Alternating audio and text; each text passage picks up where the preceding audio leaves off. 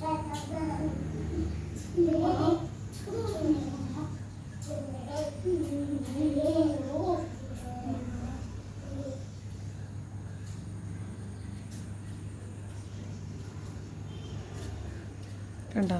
മാഷാ അല്ലാ. അതിനൊപ്പം തന്നെ അതേ കളറ്. പടച്ചോൻ്റെ ഒരു കഴിവാണല്ലേ. പക്ഷെ എന്നെപ്പോലെ ഒരു റെയറായിട്ടുള്ളൊരു പീസ് ഈ ദുനിയാവിൽ എവിടെയെങ്കിലും ഉണ്ടോ? എന്നെപ്പോലെ ഒരു കാശിനും കൊള്ളാത്ത